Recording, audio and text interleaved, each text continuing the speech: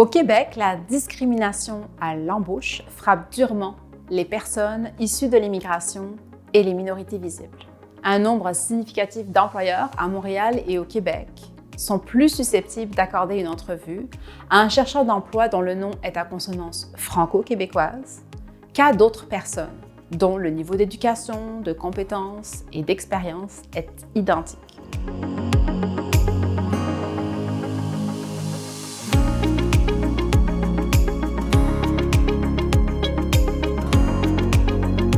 Si on se base sur les données statistiques, au Canada, plus que 40% des personnes immigrantes ont été victimes de discrimination et de racisme dans le milieu du travail. Il faut considérer que la réalité des personnes immigrantes, ce n'est pas nécessairement facile. Quitter leur pays et s'établir dans un autre pays, c'est tout un défi. Il existe tellement de barrières à l'intégration, telles que la discrimination, l'ethnocentrisme, les stéréotypes, les préjugés, le racisme.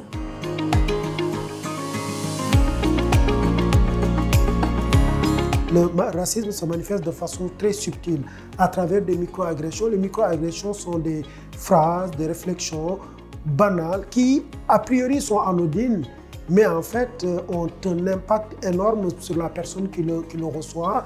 Et des fois, en fait, les microagressions, la personne même qui en est l'auteur peut ne pas en être conscient. Des fois, la personne en a conscience, mais dans la majorité des cas, la personne qui va dire « Ah, il est beau, il a un bel accent,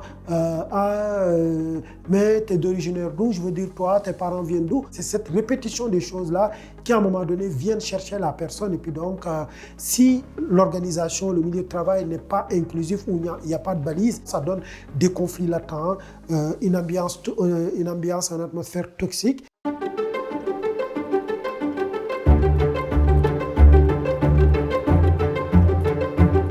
En 2016, je suis arrivé à Montréal par le programme de réunification familiale pour rejoindre ma conjointe. J'ai eu de la difficulté à trouver un emploi.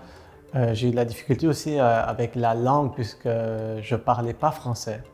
J'ai pu avoir un premier emploi. J'étais extrêmement content, mais après quelques mois, j'ai commencé à subir des propos racistes de la part de mon employeur. Au début, j'étais pas sûr de ce que je vivais, donc j'accumulais tout ça, je disais rien. Ça me touchait, c'était ma motivation qui était affectée, ma vie personnelle. Donc même quand j'arrivais chez moi, j'étais démotivé. Il y avait tout un impact sur ma santé mentale.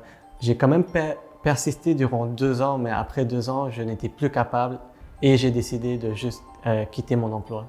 Heureusement, j'ai pu trouver un deuxième emploi et en plus, c'était un emploi qui était syndiqué.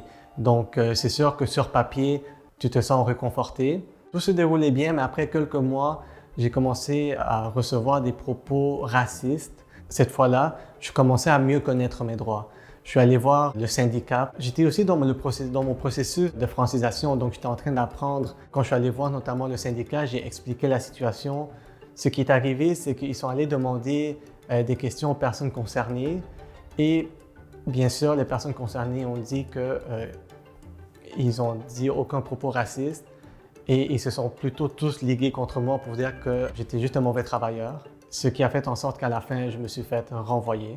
Durant tout ce processus-là, c'était quand même très important pour moi de briser le silence. J'ai décidé de déménager à Chicoutimi et c'est à ce moment-là aussi que je suis allé voir les organismes communautaires. Ça, c'était vraiment un gros changement dans ma vie parce que j'ai pu rencontrer d'autres personnes, mais j'ai pu rencontrer aussi des personnes intervenantes qui étaient exceptionnelles.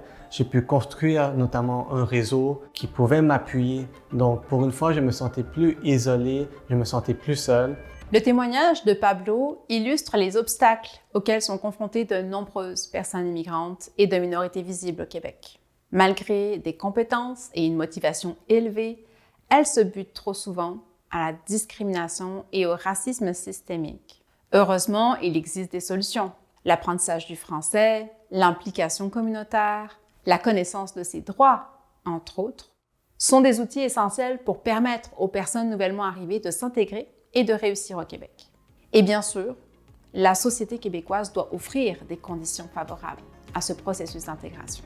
Les prochaines capsules vidéo approfondiront cette problématique en présentant une étude de cas concret de discrimination en emploi. Monsieur Jean-Louis est un homme d'origine haïtienne de 45 ans. Il est marié à Marie-Claude et a 2 enfants. Diplômé en Haïti, il n'a pas trouvé de travail dans son domaine.